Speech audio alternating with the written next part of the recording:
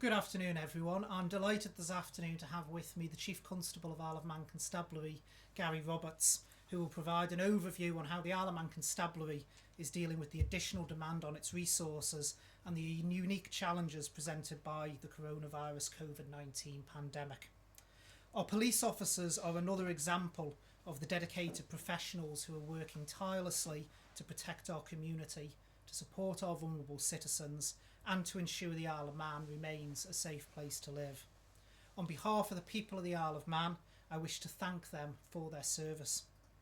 Firstly, I'd like to give you the most recent testing figures. Since the last update at 10 o'clock this morning, there have been no further confirmed positive tests for COVID-19, so the overall total remains the same as 10 a.m. today at 158 cases. There are currently 7 confirmed cases in Nobles Hospital, with 22 patients awaiting results. So far we have undertaken 1,824 tests in total, with 1,541 results back, leaving 283 results outstanding. The total presumed recovered now stands at 82, leaving us with 75 active cases. To everyone who is in Nobles Hospital or recovering at home, I wish you strength and fortitude. As you know, the Chief Minister is experiencing mild symptoms and is currently self-isolating at home as a precaution. I've spoken to him twice today and he is continuing to lead the Isle of Man Government's response to the pandemic, and this morning chaired a video meeting of the National Strategy Group. The Government's response includes taking delivery this week of 65,000 face masks with the support of Loganair and the Armed Forces. Those masks will be put to use immediately as part of the personal protective equipment worn by our colleagues working on the front line of the island's health and emergency services. Make no mistake, this deadly virus has nations around the world in its grip. It is among us here in the Isle of Man and will remain so for some time. Now is not the time to be complacent. We must redouble our efforts. We must ensure that Nobles Hospital is not overburdened. We must flatten the curve that I spoke about yesterday and ensure that our outstanding health workers can continue to help people most in need. I want to take this opportunity to thank everyone who is playing their part by staying at home. Those who are putting the common good ahead of personal interest. It is tough and people are understandably frightened. We are missing our loved ones, but social distancing remains the most effective way of breaking the chain. Self-discipline is key, particularly as we approach the holiday weekend. Easter is traditionally a time of hope, of renewal, of starting afresh. This year we must celebrate in a different way. The weather may be improving, but this devastating disease is still spreading. Do not be tempted to deviate from the guidance issued by our medical experts. Save lives, stay at home. If you do go out to exercise, remember to stay at least 2 metres away from other people at all times. Do not gather in groups. We must remain resolute and good-humoured in the face of this invisible enemy, and together, if we do that, we will turn the tide. I will now hand over to the Chief Constable for an update on how the police are serving the island during these difficult times. Chief Constable.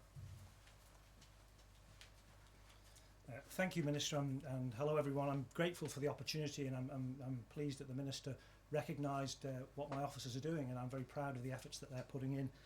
I thought today I'd touch on 2 or 3 things. I'd talk about the approach the Constabulary are taking to this public health crisis.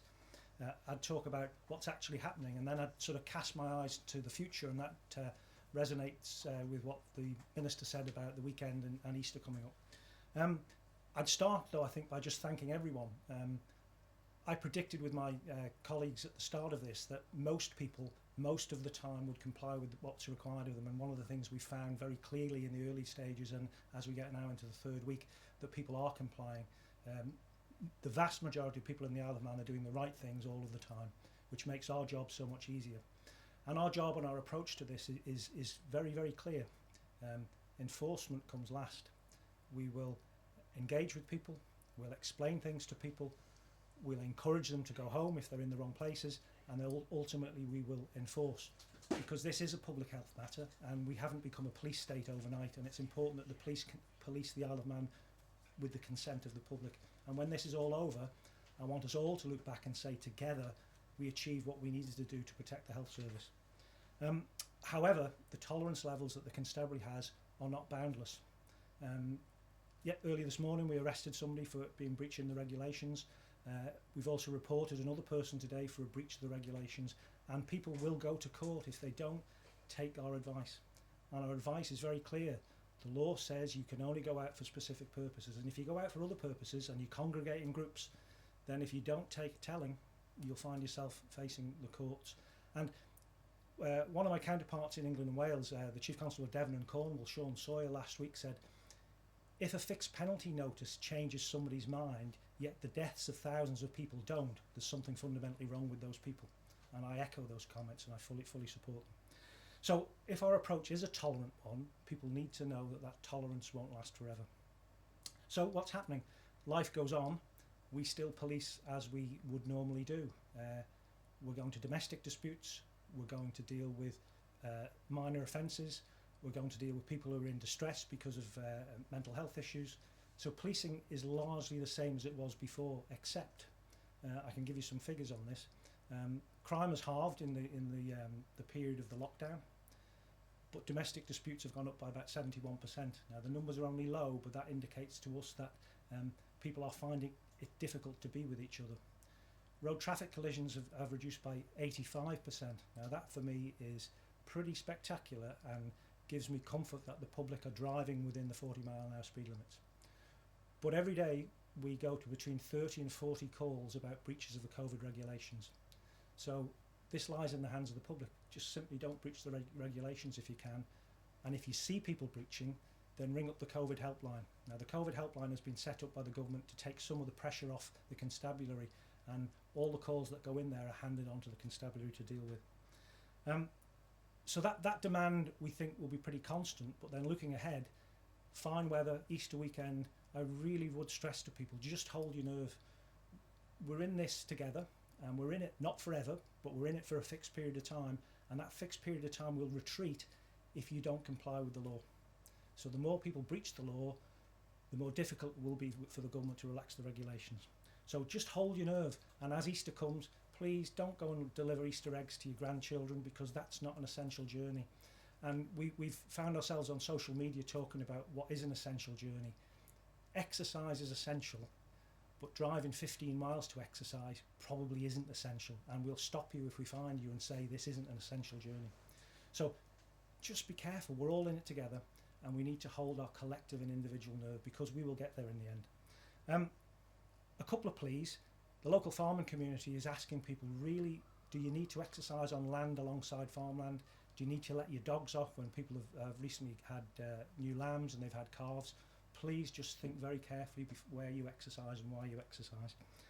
And then some people who work in the service industry and some people who work in the public sector who have dealings with the public, they think some members of the public are not following the distancing rules, and they are getting too close to them. So if you're in a shop, or you're dealing with somebody from the ambulance service or a police officer or somebody who is there to help, just give them their space as well, because they are just as anxious as all you are about getting the virus. So far, so good, but we just have to hold our nerve.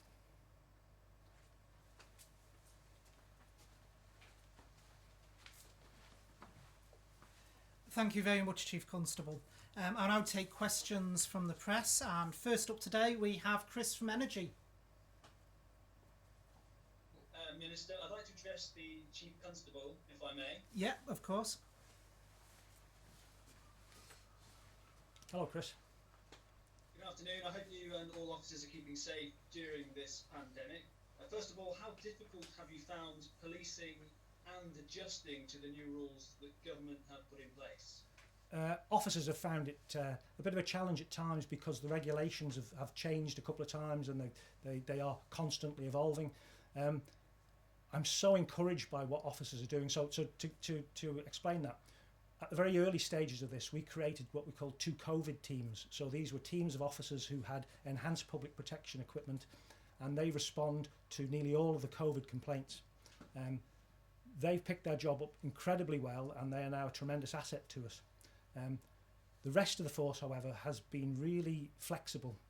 We got to a stage about a week ago where we were missing 30 odd people, and that put us under a bit of strain. So we, in our planning terms, lapsed from green into amber, which meant that we had to change our shift patterns, and we collapsed a number of shifts and changed teams. Officers just got on without any complaint. We're at the stage now where we're back in green, so we're all not quite fully staffed, but staffed to a great level, and officers are simply getting on with it, and they're dealing with it in such a patient, such a professional way, and I'm really pleased with what they're doing. You're happy with the communication between the department, the government, and the Constabulary? I think when we look back on this in a year or two's time, we'll be able to say the way the public service has worked together on this has been phenomenal. I've been a public servant for nearly 40 years, and I've never seen a level of cooperation before that we're seeing now, where people are coming together and doing things that in the past would have been stopped because, well, the rules say you can't do that, or there's a barrier on a budget, or there's a barrier on whose responsibility it is. That's all gone. And the challenge for us as a public service is to make sure when this emergency is over, we don't lapse into those bad ways. The Health Minister called it an invisible enemy in his statement just then. I'm sure you want to ensure the virus remains that enemy and you're not searching for reasons to make the general public a target. There have been reports on social media of police overstepping the mark on occasion when it comes to enforcing these new measures. Now, this is new territory for all of us, and I appreciate that false stories get circulated online as well, but how confident are you that all your officers out patrolling are aware of exactly what members of the public are and aren't entitled to do? I'm 100% certain that they're aware, because they are briefed every single time they set foot out the door. So today, for example, the briefing has been tweaked ever so slightly, and it's been tweaked to take account of Easter weekend coming up, and it's been tweaked just to say that if anything, we've probably been too tolerant of one or two people, and those people have had their chance, and if they come out and do things they shouldn't do again, then we will enforce the law against them. So I'm convinced officers know what they have to do, and I used a phrase in my opening remarks about policing by consent. When this is over, we still will be policing the Isle of Man by consent. So if we take an approach that is draconian now, and we take an approach that absolutely damages people and the relationship the public have with the Constabulary, then we would pay a price for that for a long time to come. So we will do what we have to do to deal with this public health emergency, and we'll do what we have to do to protect people in the health service, because that's what we're doing this for. But we'll do it in the way I've described, and I'm absolutely convinced that officers get that 100%. Thank you very much.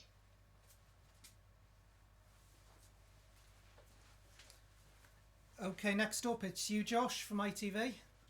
Thank you, Minister. I've got two questions, one for you to begin with. I'm just looking for some clarity on the 21-day lockdown that is in place for the borders, and given we've heard very little since the lockdown was announced, should we expect the borders to remain closed after the 17th of April or to be reopened, and what factors are being looked at to decide whether to keep them closed or reopen them in some form, and is it linked to the reaching that peak number on the graph that we saw yesterday?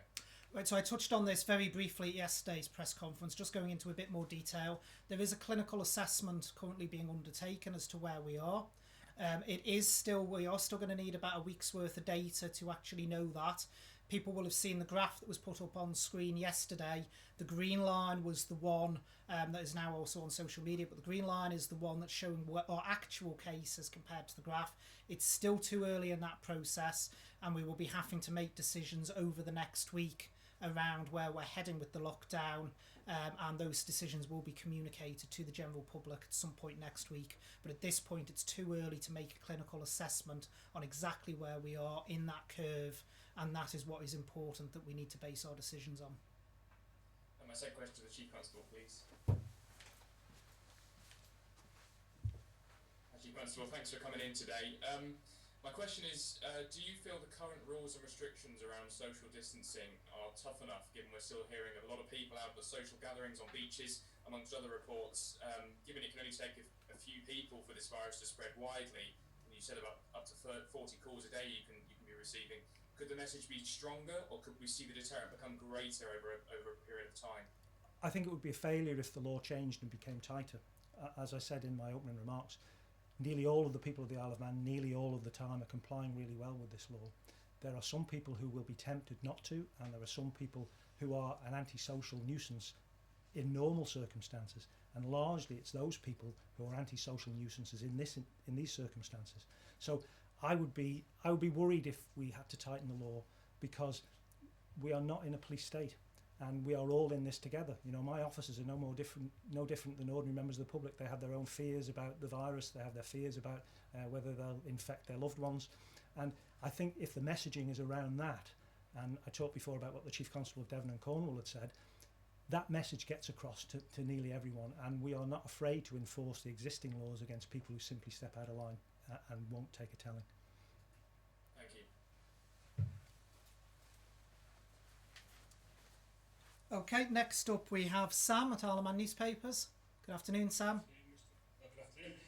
Sorry, just before asking questions, can I just ask, could you repeat the figures again at the start, please? We've had a bit of a problem with the stream there. So Yes, certainly, yeah. So if you bear with me 1 second, Sam. So since the last update, which was 10 o'clock this morning, there's been no further confirmed positive tests for coronavirus. So the overall total number of cases remains exactly the same as it was at 10 a.m, which is 158 cases. There's currently 7 confirmed cases in Nobles Hospital, and we also have 22 other patients that are awaiting results. So far, we've undertaken 1,824 tests. We've got 1,541 of those tests back, and that leaves 283 tests outstanding return. And the total presumed recovered now stands at 82, which means that we have 75 active cases on Ireland. great, thank you. And the first question is for you about the testing capabilities that we're going to have at Nobles. In terms of the long-term future of that testing, what capability is that going to have after this pandemic has passed? Well, there are going to be certain things from our health service point of view that will be good that come out of the virus as well. I've touched on this before. We would be looking to see if we can keep the testing facility in place. If we can, then things such as winter seasonal flu testing and other disease testing may be able to be done. It's not what we are building, I need to be absolutely clear though, is not some huge microbiological lab like they have in the UK. So it's not one of these multi-million-pound facilities you would see in Manchester or other parts of the country down in London. It is very much a limited testing facility, but we will be looking to see what we can do to retain that after this. And what we can use it for, just as the building we're doing up at Brown Newlands at the moment to expand the bed capacity and provide an extra 50 beds. We will be looking to see what we will be doing about retention of that afterwards as well. So there is certain things that are going on within our health service that we will be looking to retain afterwards. So as dreadful as this pandemic is, there is certain things that our health service will have benefited from and be able to maintain afterwards. Thank you. Then can I just go to the Chief Constable? Yeah, of course. Good afternoon, Chief Constable. Hello. So, in terms of, you said domestic cases were up 71%, was that correct? Yes, 71. And just in terms of that, what sort of, obviously it is almost a serious issue, it's domestic in any sense, but what seriousness are we seeing these rows that have overspilled, and it's becoming more serious issues? It's too early to read much into the figures. So although 70% increase is big in any terms, it's too early. But people are getting on top of each other. So they range from people who are just fed up and they're having arguments, and people naturally will be worried about health. They'll be worried about their finances. And there's no escape route or escape valve for people. So they're at a low level sometimes, but we did deal with a wounding yesterday where somebody wounded a partner. And my fear, and it's a fear I think borne out by people in my position all across Europe, I guess, is that the longer this goes on, there'll be a greater risk of more domestic incidents. And we have to be very careful that we put in place all the support mechanisms that are needed for people who find themselves in difficulties. And I'm pretty happy with the work that's been done in the Isle of Man. But if those figures remain the same in 3 weeks or 4 weeks or 5 weeks' time, then we might well be looking at a bit of a problem. But hopefully with the things that we're doing, that won't be the case. Thank you. And next up I have Tim from Manx Radio. Good afternoon, Tim. Yes, to my Minister and Chief Constable. I'm going to give you a rest if that's all right, Health Minister, and fire two questions. I'm not going to complain, Tim, I promise you. I'll invite the Chief Constable to come back. You have to make the most of this, Tim. I'm not coming back again. Exactly, sir. So we'll get the double pennies worth then. We've had reports of some pubs having private lock-ins and in some cases repeatedly doing this. Also rumours and reports of parties at houses being planned over Easter. Are you aware of these and what powers do you have? We have ample powers, so we can enter premises if we need to, and the emergency laws give us the power of entry and power of arrest. We've been to 2 licensed premises where there have been reports of lock-ins. Certainly in one case there was no truth at all in it. The second one is ongoing as I speak. Make it very clear, if any licensee, any designated official breaches the law in this way, we will take them to the licensing court and have the licence cancelled. And that's not an idle threat, that's what will happen. So if there are licensees out there who are tempted to do this, and I'm a great friend of the licensing trade, I've been a great supporter of the licensing trade all my time in senior positions, I will have no compunction at all about having their licence cancelled. That's how serious this is. And then if people decide foolishly to have house parties and we find out about them, then they will feel the full force of the law, that they're the sorts of people we're likely to prosecute. And the second question I was going to ask around domestic abuse, but I think we've covered that quite adequately. But I have read your annual reports over a number of years, and increasingly the biggest amount of police time is taken up with mental health issues. So just broadening the topic out, is that still the case that you're finding that at the moment during this lockdown? And is it an issue that's likely to increase as people get frustrated? Yeah, the figures that we've got show that the number of mental health cases is roughly on a par for where it should be, so it's not increased. My fear would be the longer the lockdown goes on, the more it's likely to increase, and understandably people are anxious and people are afraid, and people who have poor mental health will be even more anxious and even more afraid. There's a lot of work going on behind the scenes with between the police and the mental health service and a number of other parts of the public service to put in place support, and I'm convinced that if people need the support is there, but this will have a toll on people's mental health in the long term, and that's something that sadly is a price that we have to pay. Thank you.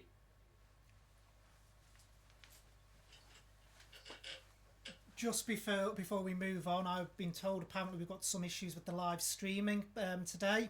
But people, please don't worry, because it is all being recorded and it will go up online, so people will be able to watch this back. But the technical gremlins are with us this afternoon, I believe. And at that point, it moves me nicely on to you, Paul, from MTTV. It's because, David, you're a ratings winner that people will be watching you back. There may be many reasons, but I don't think that's one of them, Paul. Okay, can I speak to the Chief Constable, please? Of course. And David's right, he's here, because we've been asking you for a little bit. I'm sure you're aware that we keep asking. Yeah. Chief, you put this tweet up, which was quite interesting, about the 40-mile-an-hour limit thing, saying there's been less crashes and that sort of thing. But surely, I think everyone has said the same thing to me. The fact is that there's less cars on the roads, aren't there? So it's not really necessarily because of the 40-mile-an-hour limit, is it? Or do you believe it is? Well, I think within an hour or so of the 40-mile-an-hour limit becoming effective, somebody rolled their car off the mountain when they were drunk. So that had nothing to do with less traffic on the road. That was to do with the way somebody was driving. And less traffic on the roads sometimes gives some people the chance to go faster. And so what we find, for example, in TT is if there's lots and lots of traffic on the road, there are fewer collisions. If there are gaps in the traffic, people go fast and crash. So the 40-mile-an-hour limit is a public safety thing, and it's there to take the pressure off the emergency department and the ITU. It's as simple as that. There's no hidden ulterior motive here to create a 40-mile-an-hour limit across the island after this emergency is over, because limits are no use unless you can enforce them in the long term. But for now, it's absolutely the right thing to do, irrespective of what the volume of traffic is on the road. Okay, and picking up on being a policing by consensus, the Chief, from the very word go, the Chief Minister was saying that if this social isolating didn't work, he wouldn't hold back from increasing powers, whatever that exactly means. Are you in favour of that? Is it even possible to lock the population down if that was the next step? the matter of powers is a matter for politicians. Politicians decide what powers the police have, and the police, whether we like it or not, will enforce those powers. So if the politicians said it's illegal to wear brown shoes, then I might shrug my shoulders and we'd get on and enforce the law and stop people wearing brown shoes. But in this health emergency that we're in now, enforcement can only take you so far. People have to realise that this is a health thing that can affect them and their loved ones. So if they gather in groups and one of them's infected, they might take that home and kill their grandmother. That's the top and bottom of this. So as big as the Isle of Man is in comparative size and the few number of officers I've got, we can't be everywhere all the time. So we rely on the public to do their best. And my guess is that 90% of people do the right things all the time. If anybody chooses not to, then they run the risk of finding themselves in prison. And if that's what they want to do, fine. But the greater risk is they'll infect their family and harm them. So, you know, if people want to take that risk, it doesn't matter what the laws. You could have the most draconian laws in the world, but people like that wouldn't obey them anyway. Okay, before you just speak, can I just ask, how many people have you fined or given instant fines to yet? Any or? Well, we haven't quite got the powers yet. The powers are rumbling their way through. Royal assent was needed for some part of the primary legislation, and that hasn't yet been there. The regime to issue fixed penalty notices has been created in record time. When we did enforceable fixed penalty notices for road traffic matters, it took us about 2 years to get the regime up and running. We've done this regime in a couple of weeks, but we just need the final bit of the law to be in place. So I think next week we'll be able to do that. I hope that won't come to that, but if it does, we won't be afraid to use them. Thank you. Just to expand on that, people will probably be aware that the bill went through the branches last week in record time, actually, for a bill. We did it in a single sitting, both in House of Keys and in Legislative Council. So it has now gone off for royal assent, and we're just waiting for the Privy Council to confirm that the governor can put royal assent to the bill. At that point, then the powers will come in. So next up I have the BBC and Alex. Hello, Minister. Hi, Alex. Can we just get some clarity over it? We had a press release, as I'm sure everybody else did this afternoon, that Villa Gaiety would be closed until the end of September. Is this indicative of a time when things are going to start getting back to normal at all? What was behind that decision to actually suspend all services there until that date? Right, well, I know it's always tempting as announcements are made now to read a lot into them, to think, oh, well, that's the date they're thinking of everything being back at normal. It's not. It is literally the Villa and Gaiety planning ahead. We are likely to have cases in the community, even if there are low-level cases, for a substantial period of time. It's not because there's been any great medical decision as to when we're going to be locked down till, or when we're going to bring services back online. That has purely been taken by the Villa and Gaiety complex, who decide that realistically, in terms of shows and the stuff that they've got booked ahead, they're not going to be able to be back up and running until that time at the earliest. So it's been a commercial decision on part of them. What we've got to remember as well is a lot of what goes on in the Villa and Gaiety is actually from bringing people into the island. So there's a lot of people who come from the UK to run the shows, etc. So they've got to look at what's going on in other areas and other jurisdictions as well. And I think the decision's been made that a lot of the shows that hadn't already cancelled up to that period, they wouldn't be able to go ahead because they wouldn't be able to get the performers in place because of what's happening in other jurisdictions. So no, people shouldn't read anything directly into that announcement today. That doesn't mean we're going to stay in lockdown until September, October, but equally it doesn't mean that there's some secret plan for rephrasing things and opening them. That will all be done on clinical advice. Thank you. Can we speak to the Chief Constable, please? Of course. Thank you. Hi, Alex. Could we just expand a little more on that figure about the domestic abuse incidents, please? Because that's a real increase, 71%, I believe you said. There are going to be people who are in difficult family situations, shall we say, perhaps partners, children, members of the family unit who are facing abuse, who outside of this might have had an avenue at least to escape from. Now they're stuck inside with these people. These are real situations. What advice are you giving to those today? it's a very difficult situation, and I recognise very well how you describe that. I sit on the safeguarding board as well, and from a safeguarding perspective, this health emergency presents all sorts of problems, because you're right, people do not necessarily have the escape routes that they would normally have. They do not have the ways of getting out and away from abusive partners, and there has to be a means for them to share what they're going through. And we would encourage anyone, if they have the opportunity and they are in those situations, to contact us or contact any other support services like Victim Support or the Women's Refuge, because it will be a very trying time, this, and we're in this for a while yet, I think, and we have to make sure that people know that the help is there for them if the opportunity arises. So it's difficult, and I'm not offering a very easy way out for people in this, but they need to know that if they can, we will come and respond and do everything we can to safeguard them and protect them. Thank you.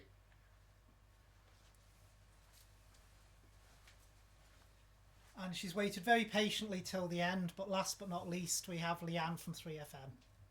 Thank you. Hi, Minister. Hope you're well. Hello, Leanne. I'm absolutely fine. Good. My first question is to yourself. What checks are being done with those who are presumed recovered? Because obviously we're seeing those figures now. So there's no checks done. We work off the same basis as the World Health Organization definition for recovered, which is someone who's gone through 14 days. So they've gone through their 14-day period, they've not been back in touch to say they've deteriorated, and therefore they're presumed recovered. Where I think there's been some confusion online is people are saying, well, is that different to the way other jurisdictions are doing it? While there are some jurisdictions that do sample testing and so on, there is no jurisdiction around the world I can find that retests everyone to see whether they're cured or not. In fact, I'm not even aware of a test that would be able to do that. The difference is we are using the precise medical term, which is presumed recovered, whereas a lot of countries just report it as recovered. So if people go online and look at the World Health Organization's figures, they'll see columns for recovered for various countries. In most of those countries are calculating it in exactly the same way we are. Okay, and my second question for the Chief Constable, please. Hi, Leanne. Hi, Chief Constable. I just wondered if you could provide me with some clarity. We've got quite a lot of queries on what forms of ID key workers need to have on them if they're stopped and asked why they're travelling. So some key workers have got identification. So if you work at the hospital, you'll have identification. Some charities have been in discussion with us, and they're having letters that they're going to display in their vehicles. We will take a flexible approach, so whatever people provide us, we'll take. Just as by way of illustration, last weekend one of my officers spent time in Crosby and stopped a lot of traffic over a period of about an hour or so, and he found that something like 95% of people were out for the right reasons. And so people who are not out for the right reasons, we'll deal with. People need to be as pragmatic as we are. So if you work at the hospital, you've got ID. If you work in Tesco, you'll have a Tesco badge of some description. That for us will be enough. Okay, thank you. Well, can I take the opportunity to thank the Chief Constable for coming on? Oh, sorry, there's an extra question from you, Chris. Yeah, just one more for the Chief Constable before he leaves, if I may. Yeah, of course. You're in demand this afternoon. And I'm getting my 10,000 steps in just walking backwards and forwards here. Right? I just wanted to know if there was a particular demographic which appears to be flouting the social distancing rules that you've noticed so far. We put a social media post out last week where we talked about young people, and I think the biggest issue we've got is with teenagers and people around the late teens, early 20s who seem to think that the rules don't apply to them. When I was driving down to Government Office here before from my office, I spoke to a group of 4 who were at the end of Tynwell Street.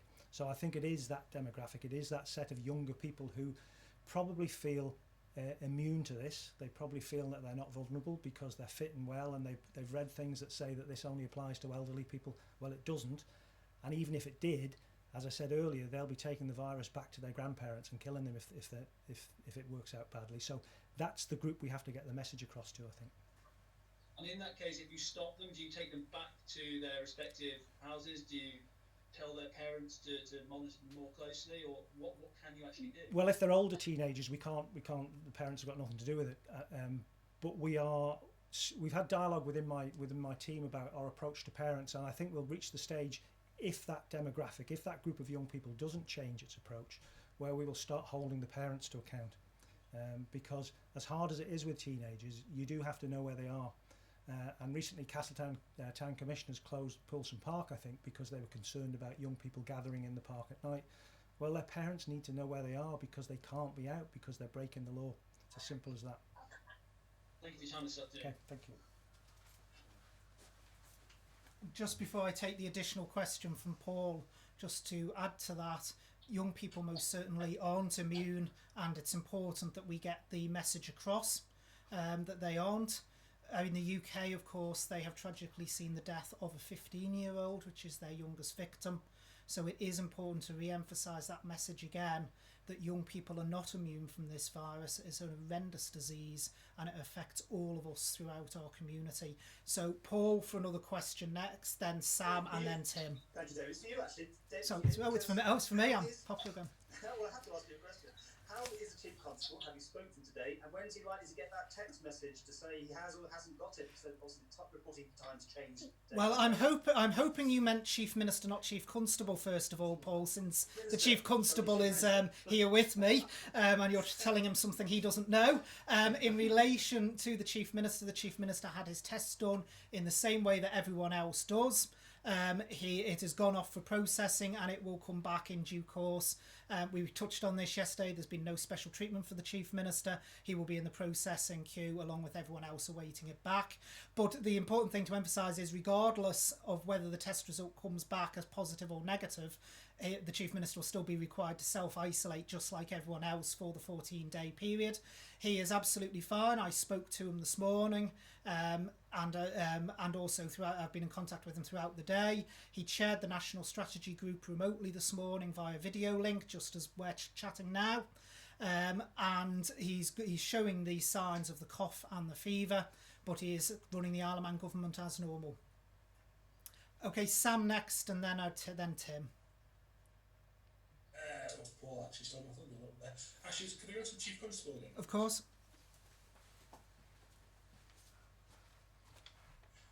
I just wonder if you could just perhaps give a bit of an idea in terms of you said about the figure of officers who are off. In terms of percentage, is that frontline officers, or is that more office staff? And just to give an idea of what percentage you've had to adapt to. We've actually got a higher percentage of our support staff off than we have the police officers.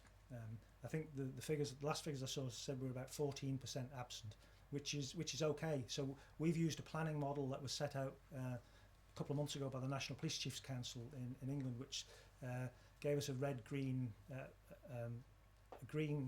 amber, red, black set of circumstances. We lapsed briefly into amber because we had 30 odd people off. We're now where we ought to be. We've still got about 4 special constables who are working with us on a daily basis just to make sure the numbers are right. But our projections show that as we get into next week, we'll be absolutely fully staffed, I think.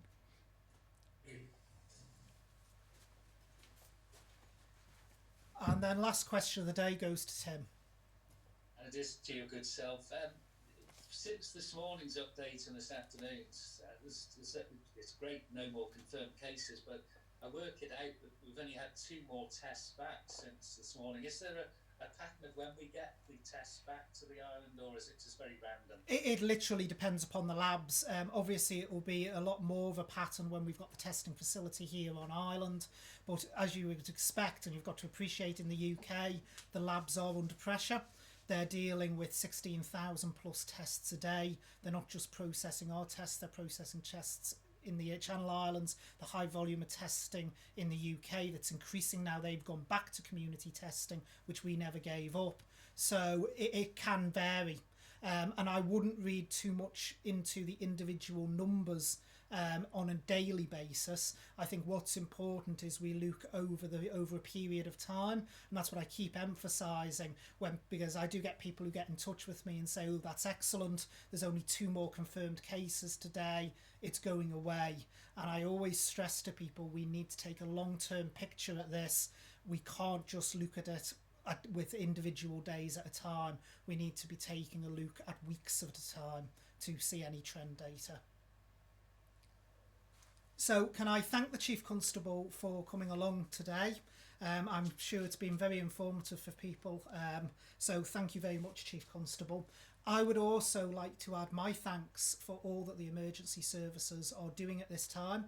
As Minister for Health and Social Care, I normally thank the ambulance service for all they are doing, but of course our emergency services are much wider than that. They really are our frontline community defence against this virus. So one of the things I would stress is please treat them with dignity and respect.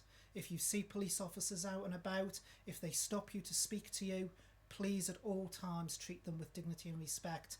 They have a job to do and they are there for our protection and our safety.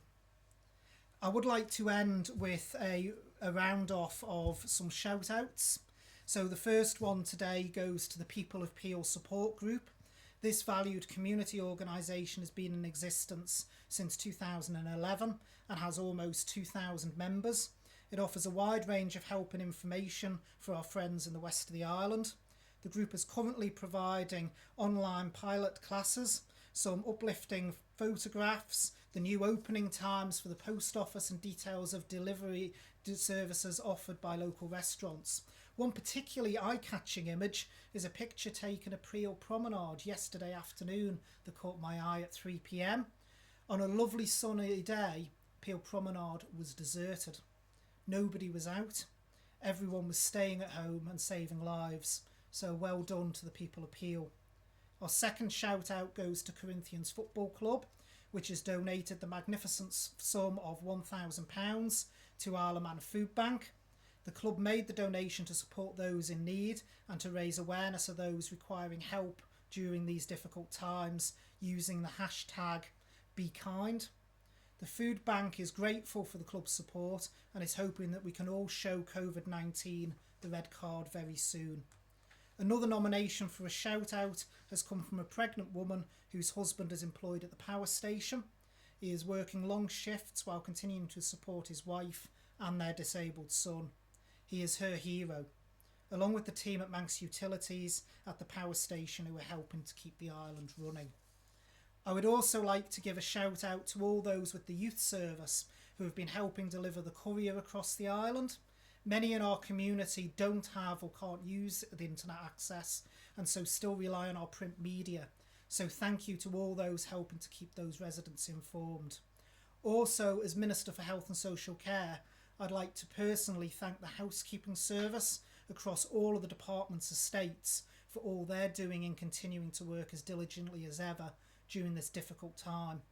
The work they are all undertaking is appreciated, and I want to say thank you to them again for today for that. So thank you to all these people, to everyone else who is rising to the challenge on behalf of our nation. In finishing, we have a short video clip for you. I know that many viewers have found the videos featuring our health and social care colleagues and the people in the community who are keeping the island moving to be powerful and inspiring. The following clip highlights the vital contribution made by our emergency workers. Please take a moment to watch the video and reflect on the important messages. I will be back tomorrow and I will be joined by the mental health services, which will be the focus of that briefing. And I leave you now with the video clip. Thank you.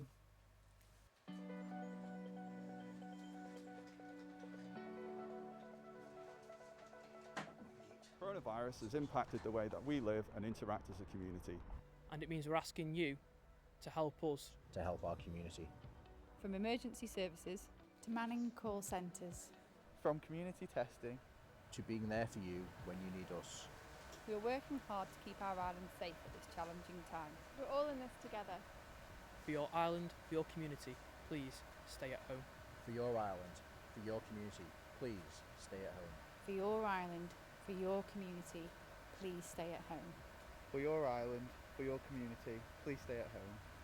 For your island, for your community, please stay at home.